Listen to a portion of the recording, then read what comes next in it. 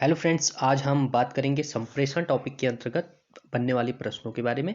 और उत्तराखंड एलटी शिक्षण अभिरुचि में जो 30 नंबर का पोर्शन है उसमें संप्रेषण हमारा एक महत्वपूर्ण टॉपिक है। और इससे ज़्यादा नहीं, एक दो क्वेश्चन बनते हैं। और संप्रेषण टॉपिक से बनने वाले सभी प्रश्नों को यहाँ पे इंक्लूड किया गया है। और ये प्रश्न जो है ये सभी किसी ना किसी परीक्षा में पूछे गए हैं, या सीटेट या यूटेट, इसके अलावा अन्य कई जो भी शिक्षा से संबंधित हमारी परीक्षा होती है तो उनमें आए हुए प्रश्न हैं। तो उन्हीं को यहाँ पे आज प्रस्तुत करने जा रहा हूँ। तो सब पहला प्रश्न हमारा जो संप्रेषण के अंतर्गत बनने वाला है वो है हमारा कि प्रभावशाली संप्रेषण की क्यों आवश्यकता है। तो जैसे कि पहला प्रश्न हम देख सकते हैं यहाँ पे कि प्रभावशाली संप्रेषण की क्यों आवश्यकता है। तो पहला ऑप्शन इसमें जो है वो है प्रभावशाली शिक्षण हेतु, या प्रभावशाली शिक्षण हेतु विद्यार्थियों द्वारा विषय सामग्री स्पष्ट हो सके इसके लिए, या एक दूसरे को समझ सके, या उनमें से उपरोक्त में से सभी। तो जो पहला प्रश्न है तो इसका आंसर जो है ऑप्शन नंबर डी, यानी उपरोक्त सभी। हमें जो संप्रेषण की आवश्यकता पड़ती है वो पड़ती है प्रभावशाली शिक्षण के लिए, हमें संप्रेषण की आवश्यकता होती है। इसके अलावा विद्यार्थियों की जो विषय सामग्री होती है उनको स्पष्ट करने के लिए भी इसकी ज़रूरत पड़ती है। इसके अलावा एक दूसरे को समझने के लिए भी हमें क्या संप्रेषण की आवश्यकता पड़ती है। तो इसलिए ये तीनों ही ऑप्शन सही है, यानी उपरोक्त सभी सही है। किसके अकॉर्डिंग? क्वेश्चन के अकॉर्डिंग। क्वेश्चन नंबर 2 है हमारा, संप्रेषण प्रक्रिया का मॉडल कौन सा है। तो संप्रेषण जो होता है इसका एक मॉडल होता है। जैसे कोई पहले इसमें एक स्रोत आता है, स्रोत के बाद से संदेश वाहक आता है, इस प्रक्रिया से ये लास्ट तक एक संदेश प्राप्तकर्ता तक ये चीज़ें चलती है। तो उसको हम क्या बोलते हैं? एक संप्रेषण प्रक्रिया का मॉडल बोलते हैं। तो संप्रेषण प्रक्रिया का जो मॉडल है उसको पहचानना हमें इन चारों ऑप्शनों में से। तो पहला है जैसे कि यहाँ पे संदेश वाहक, दूसरा आता है माध्यम, तीसरा आता है संदेश प्राप्तकर्ता। तो ये दूसरे वाले में पहला माध्यम, फिर संदेश वाहक, संदेश प्राप्तकर्ता, फिर ऑप्शन सी जो है इसमें संदेश प्राप्तकर्ता, संदेश वाहक, माध्यम, फिर है संदेश वाहक, संदेश प्राप्तकर्ता या माध्यम। तो हमें इसमें से सही वाला बताना है कि कौन सा सही मॉडल है। तो सही मॉडल जो है हमारा ऑप्शन नंबर ए इसका सही आंसर है। तो सबसे पहले क्या होता है? स्रोत आता है, यानी स्रोत होता है। उसके बाद से हम संदेश लिखते हैं, संदेश के बाद से भेजने के लिए संदेश को कुछ माध्यम होता है, जैसे कि इसमें भाषा एक माध्यम हो सकती है संदेश को भेजने की। फिर हमारा जो आगे जो आता है संदेश प्राप्तकर्ता तक क्या जाता है? संदेश पहुंच जाता है। तो इसका जो संप्रेषण का सही मॉडल है इसमें से वो हमारा कौन सा है?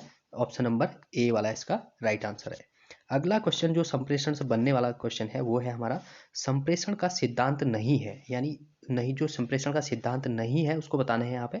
तो इनमें से कौन सा नहीं है? तो पहला ऑप्शन हमारा ए वाला, उसमें है उचित संपर्क, दूसरा है हमारा सूचनाओं का अभाव, तीसरा है हमारा संप्रेषण का अभाव, और चौथा है हमारा सूचनाओं का उचित प्रसारण। तो इनमें से हमें बताना है कि कौन सा हमारा इसमें संप्रेषण का सिद्धांत नहीं है। तो इसका जो सही आंसर है वो है हमारा ऑप्शन नंबर डी, यानी जो उचित संपर्क है ये एक सिद्धांत है हमारे संप्रेषण का। इसके अलावा सूचनाओं का अभाव ये भी एक सिद्धांत है। इसके अलावा संप्रेषण का अभाव ये भी क्या है? एक सिद्धांत है किसका? संप्रेषण का। यानी जो संप्रेषण का सिद्धांत नहीं है वो है सूचनाओं का उचित प्रसारण। तो ऑप्शन नंबर डी इसका में क्या है? राइट आंसर है। यानी ऑप्शन नंबर डी क्या है हमारा? सूचनाओं का उचित प्रसारण संप्रेषण का सिद्धांत नहीं है। अगला जो क्वेश्चन है क्वेश्चन नंबर 4, क्वेश्चन नंबर 4 है हमारा, संप्रेषण के लिए निम्नलिखित में से किसकी आवश्यकता नहीं है। यानी संप्रेषण के लिए इनमें से किसकी आवश्यकता नहीं होती है, बिना उसके भी संप्रेषण हो सकता है। तो प्रश्न में ये पूछा गया।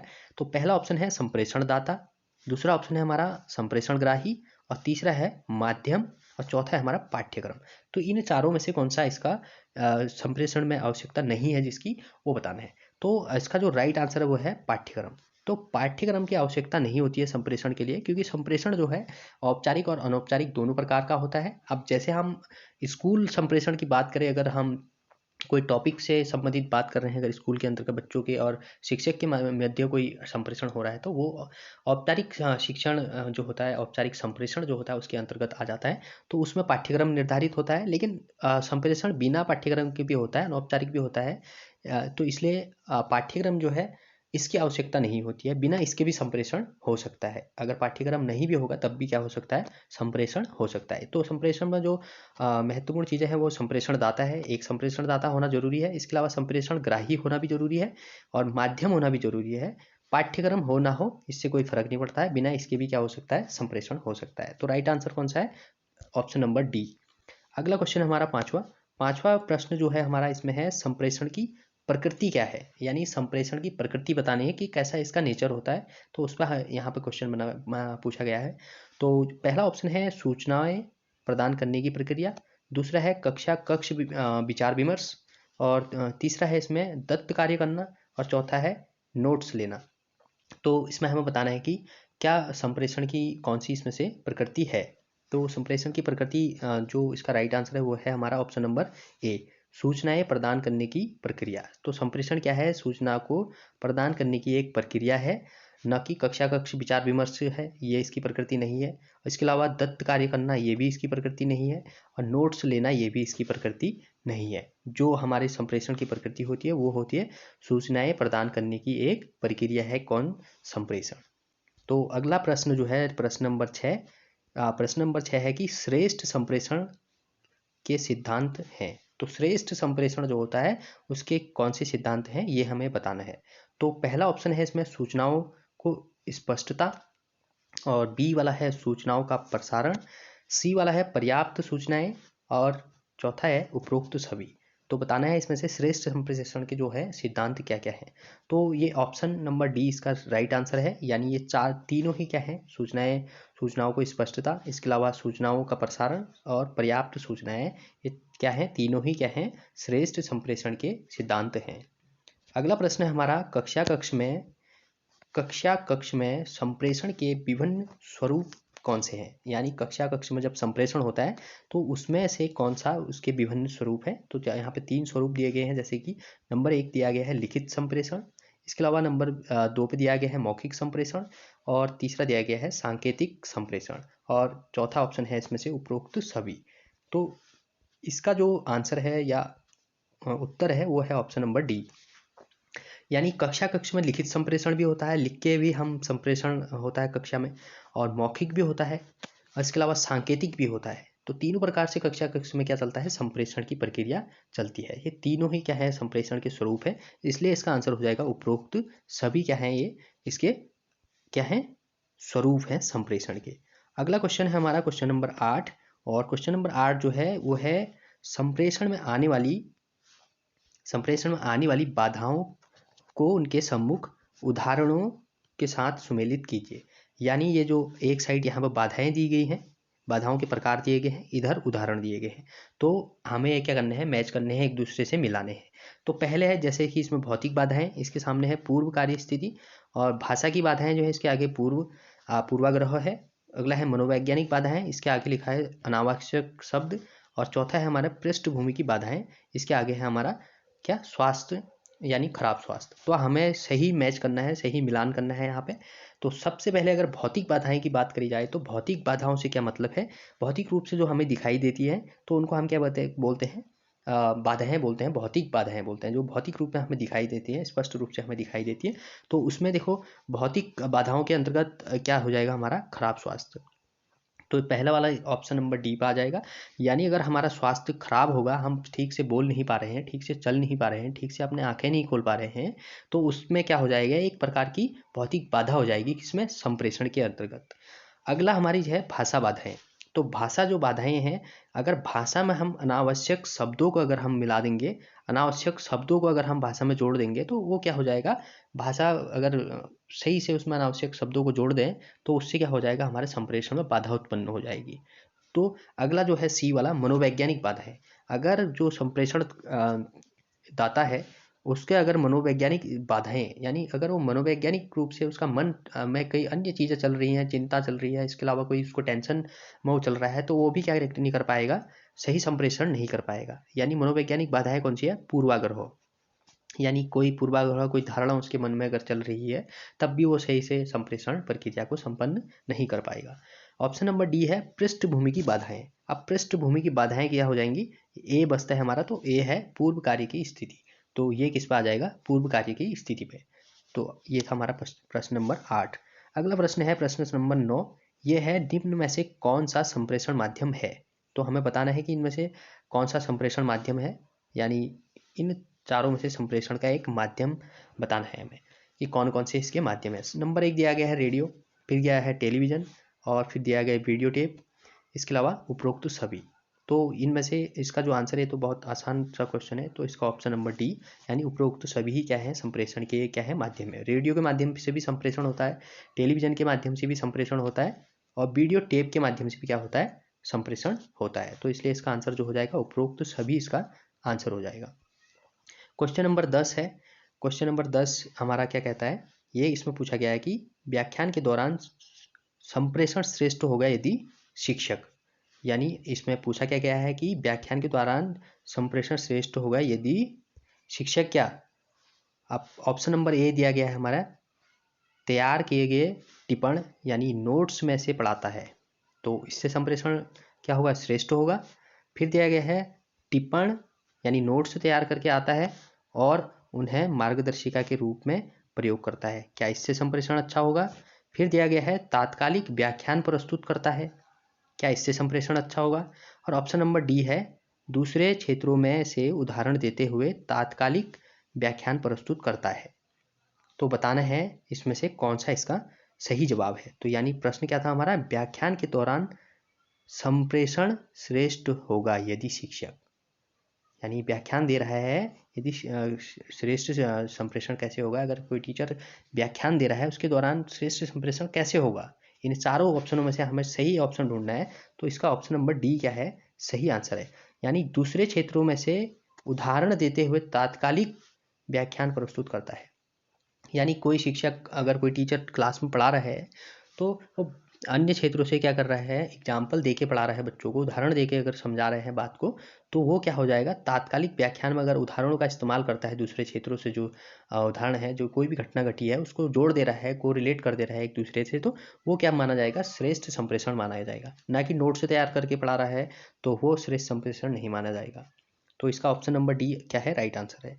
अगला क्वेश्चन है हमारा क्वेश्चन नंबर 11, उपग्रह संप्रेषण के काम में से किसकी आवश्यकता नहीं है। यानी उपग्रह संप्रेषण क्या है, ये एक हमारा तकनीकी पर आधारित संप्रेषण की बात यहाँ पर हो रही है। यानी उपग्रह संप्रेषण के काम में किसकी आवश्यकता नहीं है, ये पूछा गया है कि किसकी आवश्यकता नहीं है।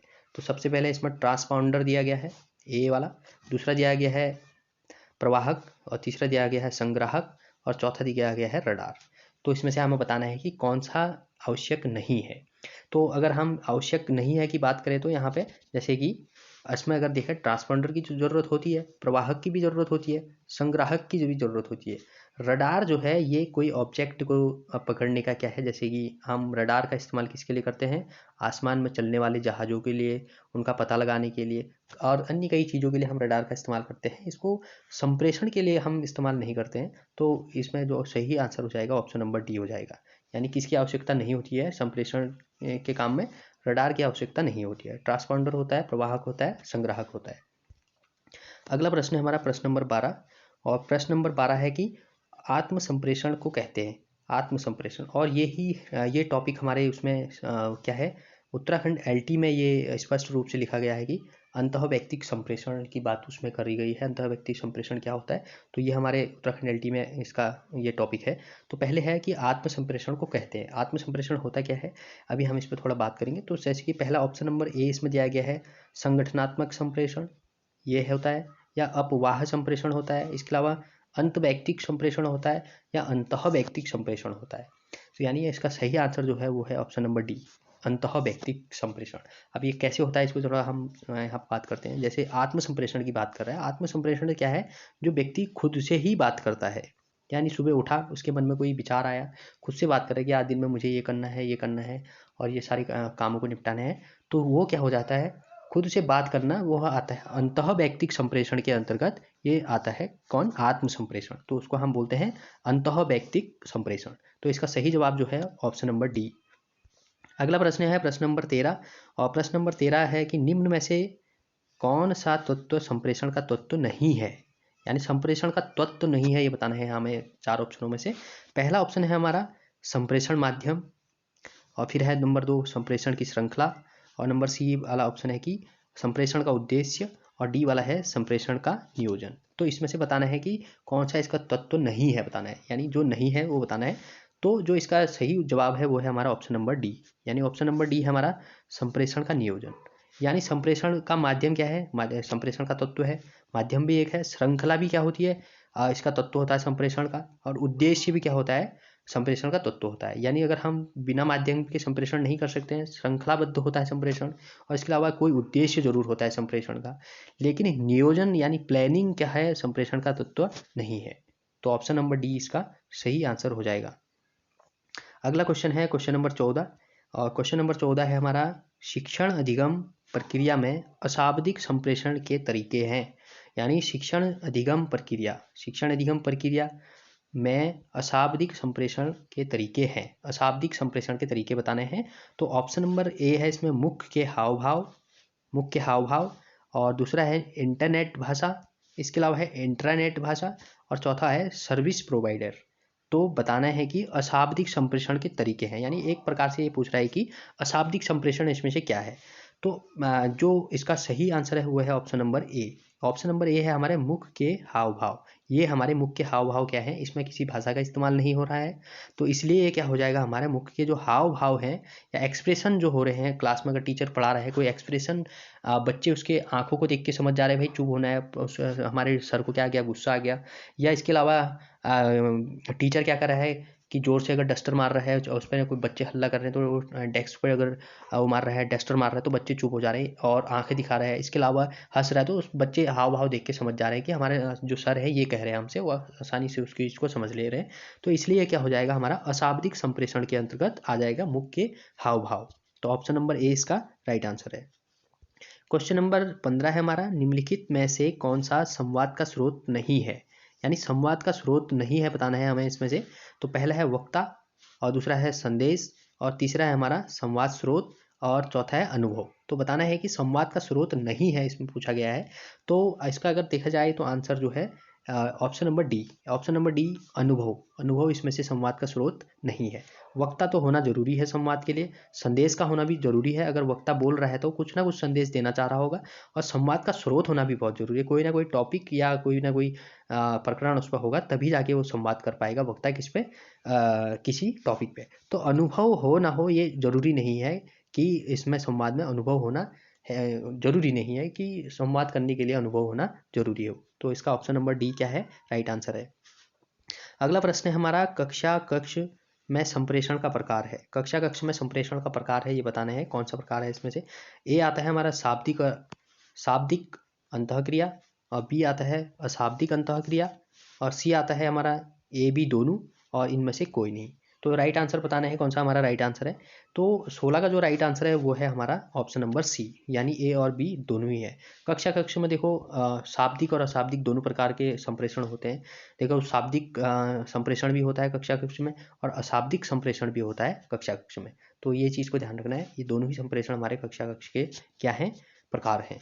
अगला प्रश्न जो है हमारा प्रश्न नंबर 17, इसमें है निम्नलिखित में से कौन सा कक्षा कक्ष के संप्रेषण में बाधा डालता है। तो इसमें बताना है कि कक्षा कक्ष के जो शाब्दिक संप्रेषण में बाधा डालता है। पूछा गया है कि कक्षा कक्ष में शाब्दिक संप्रेषण में बाधा डालता है। तो ऑप्शन नंबर ए है वाणी की श्रव्यता, और ऑप्शन नंबर बी है छात्रों की सतर्कता, और ऑप्शन नंबर है उच्चारण की अनभिज्ञता, और ऑप्शन नंबर डी है तात्कालिक पृष्ठपोषण। तो बताना है इनमें से कौन सा इसका आंसर है।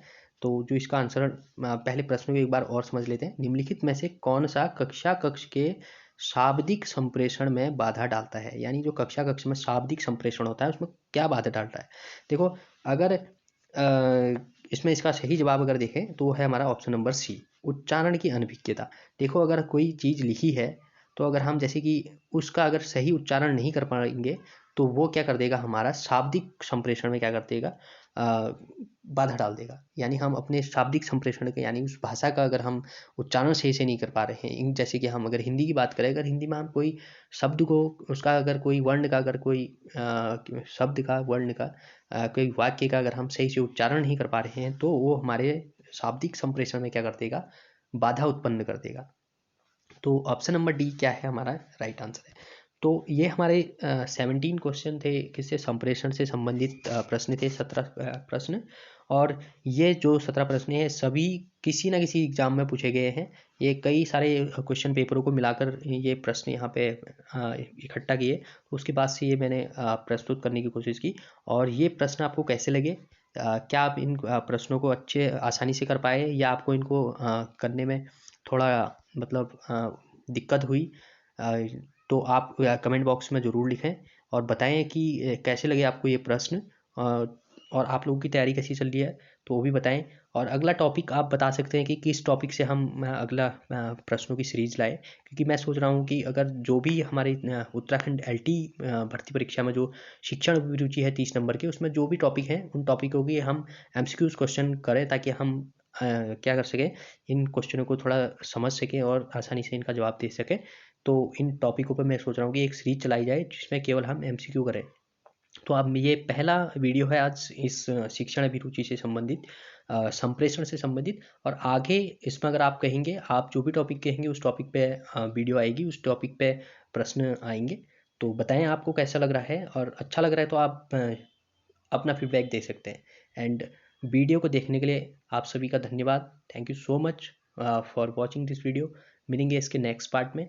और ये जो चैनल है स्कूल एजुकेशन, इसमें मैं सोच रहा हूँ कि इससे संबंधित जो भी हमारे एलटी उससे प्रश्न बनने वाले हैं शिक्षण अभिरुचि या एसएसटी से संबंधित, तो उसको हम यहाँ पे देखेंगे। और thank you so much for watching this video. मिलेंगे इसके नेक्स्ट पार्ट में।